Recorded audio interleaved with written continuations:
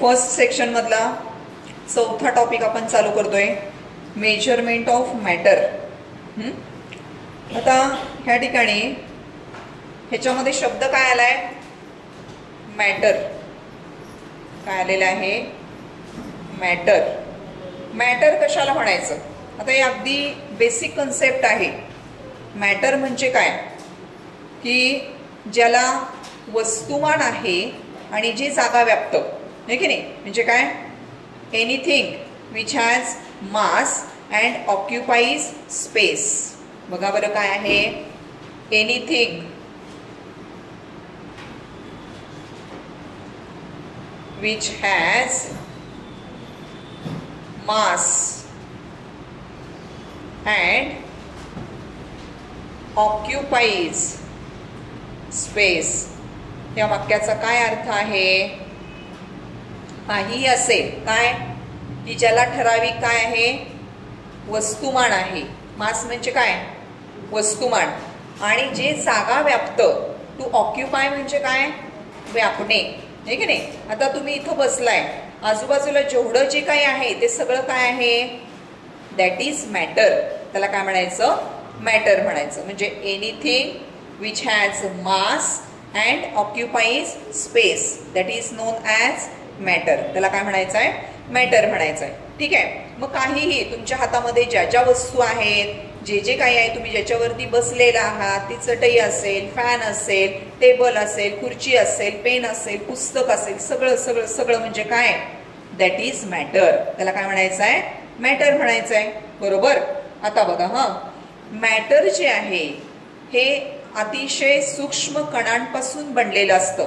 कुठलंही मॅटर असेल तर ते कशापासून बनलेलं असतं? तर एकदम छोट्या छोट्या छोट्या कणांपासून बनलेलं असतं. आणि हे जे कण आहेत त्या कणांना काय म्हणतात माहितीये का तुम्हाला? They are called as the atoms. काय म्हणायचं त्यांना? ॲटम्स म्हणायचं. ॲटम्स म्हणजे काय? ज्याच्यापासून मॅटर बनलेलं आहे ते सूक्ष्म कण म्हणजे काय? ॲटम्स. ओके. ॲटम्स. जर तुम्ही गेल्या इयत्तेचा विचार केला, 8वी मध्ये तुम्हाला डाल्टन्स ॲटॉमिक थेरी झालेली होती. त्याच्यानंतर त्या ठिकाणी ॲटमची डेफिनेशन झालेली होती. तर काय आठवतंय का? बघा, ॲटम काय आहे? तर त्या पदार्थाचा सगळ्यात लहान घटक, smallest indivisible and indestructible particle of matter. Atom कशाला म्हणायचं? बघा, it is smallest indivisible and indestructible particle of matter. Definition दिली बघा मी फळ्यावरती, ही जी तुम्ही 8व्या इयत्तेमध्ये शिकलेला होतात. काय? Atom is the smallest. स्मॉलेस्टचा अर्थ काय? सगळ्यात लहान. ॲटमपेक्षा लहान काही नाही आहे, म्हणून त्याला काय शब्द वापरला? Smallest. Atom is the smallest. Indivisible. Divisible आणि इनडिव्हिजिबल म्हणजे काय? डिव्हिजिबल म्हणजे विभाजित होणारा आणि इनडिव्हिजिबल म्हणजे अविभाजित, की जो काय नाही होणार आहे, त्याचं विभाजन होणार नाही किंवा ज्याचे छोटे छोटे पार्ट्स होऊ शकत नाही, त्याला काय म्हणायचं आहे? इनडिव्हिजिबल. म्हणजे काय? थोडक्यामध्ये सगळ्यात लहान घटक कोण आहे? ॲटम आहे. बरोबर. So smallest, indivisible and indestructible. Destruct करणं म्हणजे काय करणं? डिस्ट्रक्ट करणं म्हणजे काय करणं? मोडतोड करणं, फोडाफोडी करणं, त्याला डिस्ट्रक्शन म्हणतात ना. पण तो ॲटम काय नाही आहे? डिस्ट्रक्ट पण होणार नाही आहे, त्याला फोडता येणार नाही, असा त्याचा अर्थ आहे. लक्षात आले? So that is known as the atom. त्याला काय म्हणायचं आहे? ॲटम म्हणायचं आहे. ठीक आहे. आता बघा, तुमच्या पुस्तकामध्ये सुरुवातीला कॅन यू रिकॉलचे काही क्वेश्चन्स दिलेले आहेत. त्याच्यामध्ये पहिला काय क्वेश्चन आहे बघा, what is the Dalton's atomic theory. काय दिलेलं आहे? डाल्टनची ॲटॉमिक थेरी काय आहे? तुम्ही गेल्या इयत्तेमध्ये 8व्या इयत्तेमध्ये हे सगळं शिकलाय बरं का. डाल्टन नावाचा जो सायंटिस्ट आहे, म्हणजे होऊन गेला, त्यानं डाल्टनची थेरी मांडली. काय मांडली? Dalton's theory was put forth by scientist Dalton. Dalton काय आहे? सायंटिस्टचं नाव आहे. डाल्टननं डाल्टनची थेरी मांडली. डाल्टनच्या थेरीनं काय सांगितलेलं आहे की मॅटरचं कॉम्पोजिशन म्हणजे मॅटर कशापासून बनलेलं आहे, तर matter it is made up of very tiny indestructible and indivisible particles called atoms. आता मी इथं ऑलरेडी ॲटमची डेफिनेशन लिहिलेली आहे. तेच कुणी सांगितलंय? डाल्टननं सांगितलंय. थोडक्यामध्ये मी एका वाक्यात इथं लिहिते. हे सगळं रिपीट लिहिण्याऐवजी काय लिहिणार आहे मी? Matter is made up of atoms. Matter is made up of atoms. Okay, बघा, matter is made up of कशापासून? ॲटम्स पासून. आणि ॲटम काय आहे? लिहिलंय आपण इथं.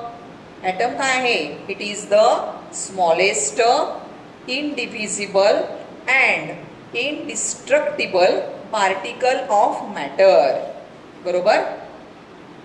येते का लक्षात? मॅटर कशापासून बनलेला आहे? ॲटम्स पासून बनलेला आहे. आणि ॲटम म्हणजे काय? तर मॅटरचा लहानात लहान घटक की जो विभाजित होणार नाही, जो विखुरणार नाही, ज्याचे तुकडे करता येणार नाहीत, त्याला काय म्हणायचं आहे? ॲटम म्हणायचं. समजतंय का? ओके, आता बघा या ठिकाणी दुसरा प्रश्न काय दिलेला आहे? How are the compounds formed. Second question काय आहे? कंपाऊंड कसं तयार होतं. एक लक्षात घ्या, ह्या ठिकाणी मॅटर जे आहे, ह्या मॅटरचे 3 प्रकार असतात. मॅटरचे काय असतात? 3 प्रकार असतात. कुठले 3 प्रकार असतात? तर कोणतंही मॅटर असेल तर इट इज ऑफ 3 टाइप्स. कुठले? एक आहे इलेमेंट, दुसरा आहे कंपाऊंड आणि तिसरा आहे mixture. Element, compound and mixture. Element म्हणजे काय? मूलद्रव्य. इलेमेंट म्हणजे काय? मूलद्रव्य. आता मी काही एक्झाम्पल सांगते तुम्हाला. बघा सगळे लक्ष द्या इकडं. कार्बन, नायट्रोजन, सल्फर, ऑक्सिजन, बघा silicon, germanium, aluminium, gold, silver. जवळजवळ 118 इलेमेंट्स आहेत. किती आहेत? 118 मूलद्रव्य आहेत. म्हणजे काय? ज्याच्यापेक्षा लहान अजून काही असू शकत नाही, असं त्याला काय म्हणायचं? इलेमेंट म्हणायचं. ठीक आहे. आता बघा दुसरा शब्द काय आहे? कंपाऊंड. दुसरा प्रकार काय आहे मॅटरचा? कंपाऊंड आहे ना, हे की नाही? आता कंपाऊंड बघा, कंपाऊंड कशाला म्हणायचं?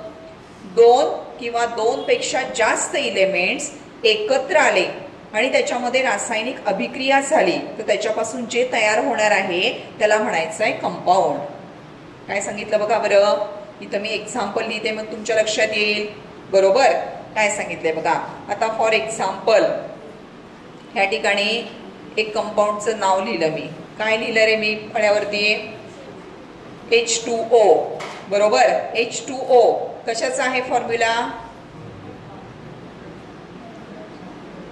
H2O म्हणजे काय? वॉटर. H2O म्हणजे काय?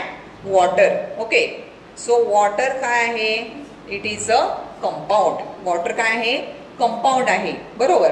आता बघा ह्या कंपाऊंड मध्ये 2 इलेमेंट्स कंबाईन झालेले आहेत. मी काय सांगितलं तुम्हाला? कंपाऊंड कसं तयार होतं? 2 किंवा 2 पेक्षा जास्त इलेमेंट्स एकत्र येऊन जे तयार होणार आहे त्याला काय म्हणायचं? कंपाऊंड म्हणायचं. ठीक आहे, समजतंय का? 2 किंवा 2 पेक्षा जास्त इलेमेंट्स एकत्र आले, पण एकत्र येत असताना ते कसेही एकत्र येऊन चालत नाहीत. ते त्याच्या वजनी प्रमाणामध्ये एकत्र यावे लागतात. त्याला काय म्हणायचं आहे? Proportion by weight. काय शब्द आहे त्याला? प्रपोर्शन बाय वेट म्हणजे वजनी प्रमाणामध्ये. म्हणजे कसं बघा. हा, आता या ठिकाणी वॉटर आहे. या वॉटरमध्ये कुठले घटक आहेत? 2 इलेमेंट कुठले आहेत वॉटरचे? एक आहे हायड्रोजन, दुसरा आहे ऑक्सिजन. एक आहे हायड्रोजन, दुसरा आहे ऑक्सिजन. बरोबर. आता याचं वजनी प्रमाण किती असतं की ज्याच्यापासून पाणी तयार होणार आहे, तर so it is in 1:8 proportion. 1:8 proportion म्हणजे 1 भाग हायड्रोजन घेतला तर 8 भाग काय घ्यायला पाहिजे तुम्हाला, ऑक्सिजन घ्यायला पाहिजे. असं ज्या वेळेला तुम्ही कंबाईन कराल लॅबोरेटरीमध्ये त्यावेळेला काय तयार होईल त्याच्यापासून, वॉटर तयार होईल. काय तयार होईल, वॉटर तयार होईल. लक्षात येते. सो वॉटर काय आहे, इट इज अ कंपाऊंड. काय झालं, वॉटर कंपाऊंड झालं. अजून काही एक्झाम्पल सांगते बघा तुम्हाला, लक्ष द्या इकडं. हे बघा, हे एक एक्झाम्पल झालं. दुसरं समजा आहे हे NaCl. NaCl म्हणजे काय, सोडियम क्लोराईड. काय म्हणायचं याला, सोडियम क्लोराईड. सोडियम क्लोराईड म्हणजे मराठीमध्ये बोलीभाषेमध्ये आपण मीठ म्हणतो ना, मीठ. अन्न पदार्थाला चव आणण्याचं काम कोण करतं, मीठ. त्याचा फॉर्म्युला काय, NaCl. त्याच्यामध्ये कुठले 2 एलिमेंट्स आहेत, एक आहे Na म्हणजे सोडियम. Na म्हणजे सोडियम आणि Cl म्हणजे क्लोरीन. Clचा अर्थ काय, क्लोरीन. सो सोडियम आणि क्लोरीन हे 2 एकत्र येऊन त्याच्यापासून काय बनलेलं आहे, सोडियम क्लोराईड बनलेलं आहे. बरोबर. लक्ष द्या इकडं. अजून एक एक्झाम्पल सांगते. NO2 कंपाऊंडचं अजून एक मी नाव लिहिलं इथं. काय लिहिलं, NO2. N म्हणजे नायट्रोजन, O म्हणजे ऑक्सिजन. Nitrogen dioxide. 2 ऑक्सिजन आहेत ना म्हणून डाय म्हणायचं त्याला. काय म्हणायचं, डाय, DI. Okay. Nitrogen dioxide. Okay. त्यानंतर अजून बघा, CaCO3 हा एक कंपाऊंड आहे. Ca म्हणजे कॅल्शियम, CO3 म्हणजे carbonate. Calcium carbonate, calcium carbonate. येते का लक्षात. आता बघा अजून तुम्हाला CO2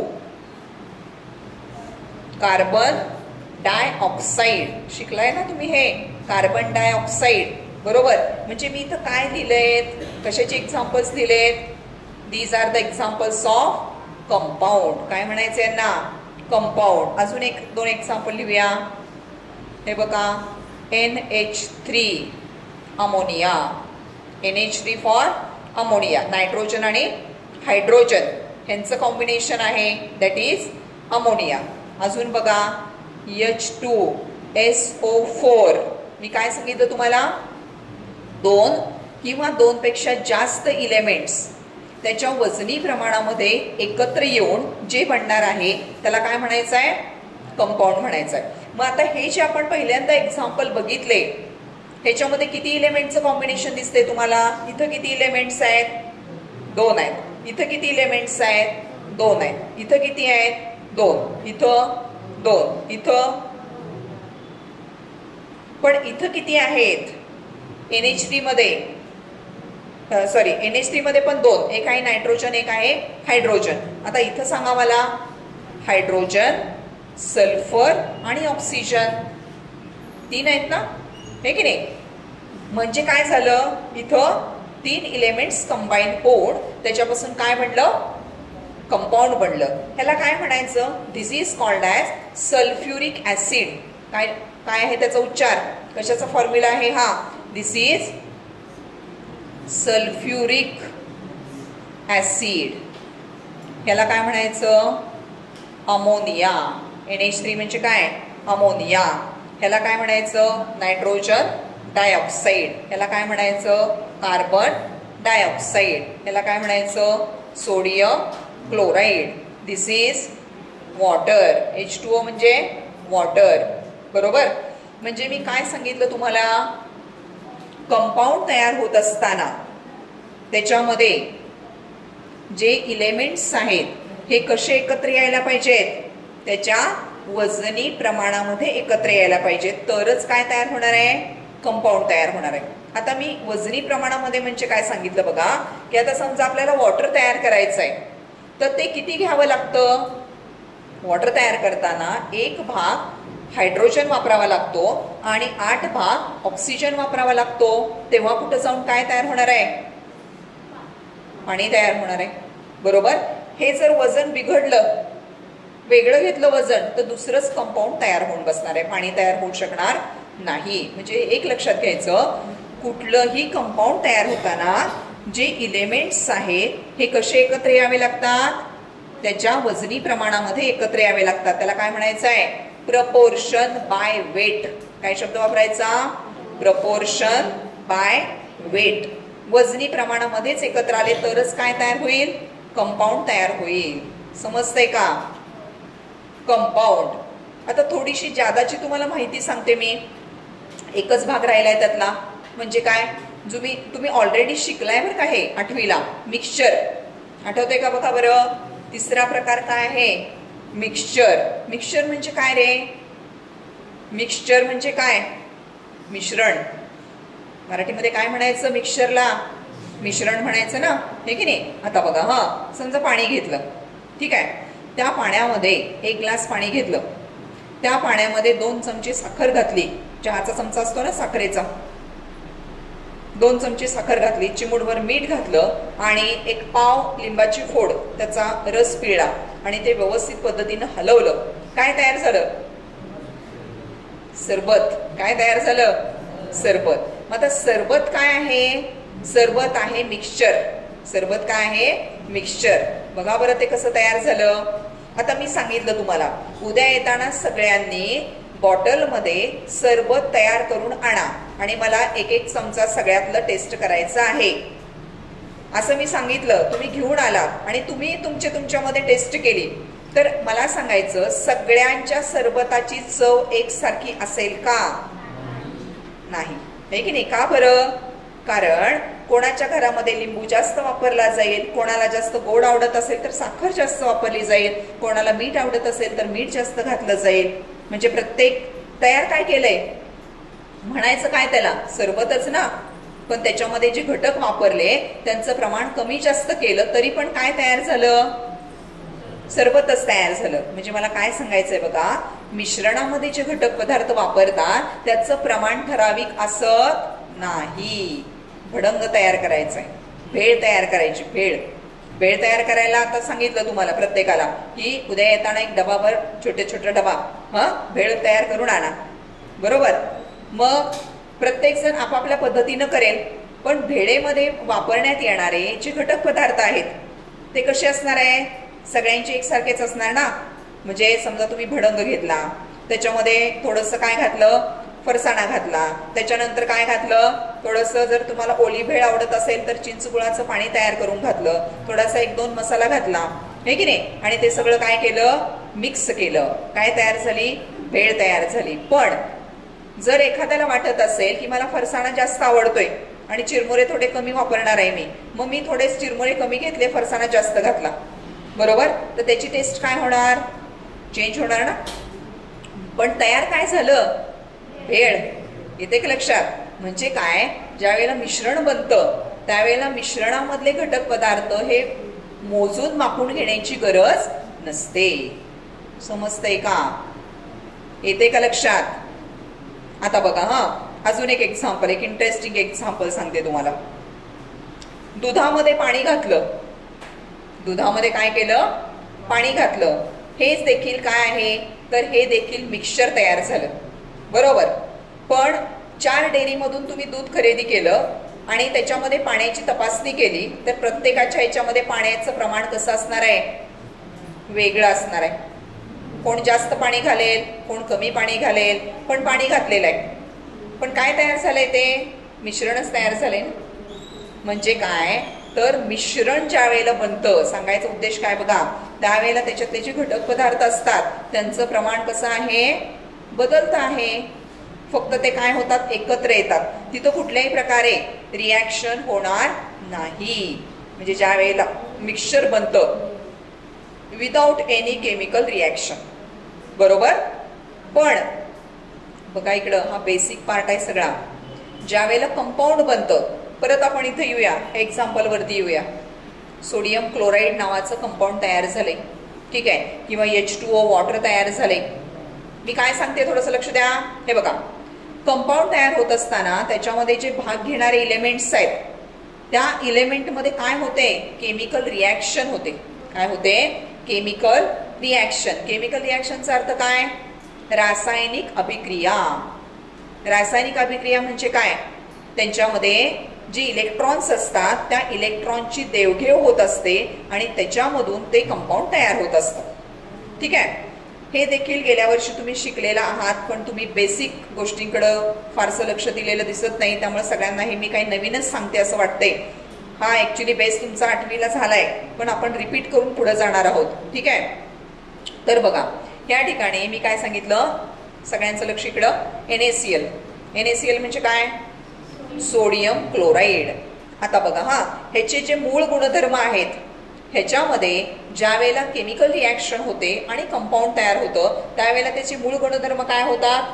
बदलतात. म्हणजे काय बघा हा, आता सोडियम आहे.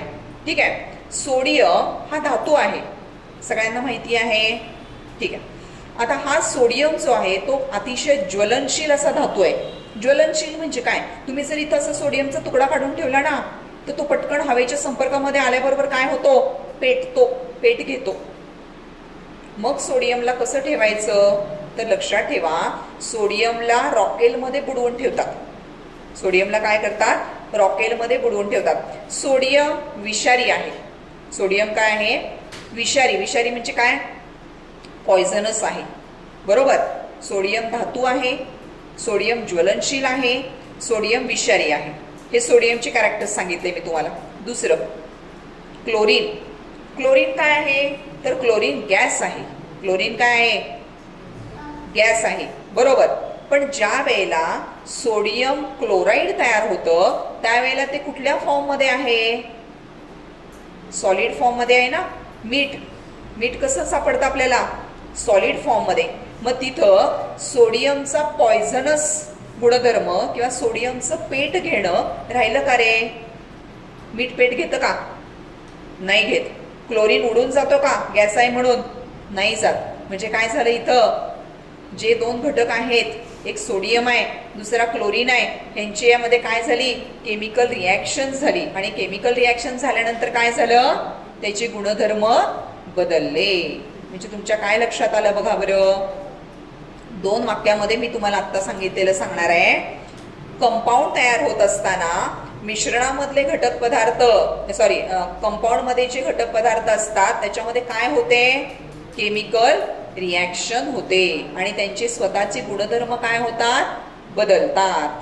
पण मिश्रण तयार होत असताना जे वेगवेगळे इलेमेंट्स त्याच्यामध्ये भाग घेतात त्यांचं प्रमाण ठराविक असत नाही. ते कसेही मिसळले तरी काय तयार होतं?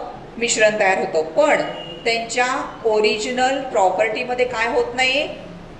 चेंज होत नाही. म्हणजे काय बघा, मगाशी आपण एक्झाम्पल घेतलं भोसले, मगाशी आपण एक्झाम्पल घेतलं काय? सरबत. त्याच्यामध्ये जे घटक पदार्थ वापरले काय काय? लिंबू, पाणी, मीठ आणि साखर. बरोबर. तुम्ही सरबत पीत असताना तुम्हाला ते आंबट, गोड, खारट या चवी लागतात का?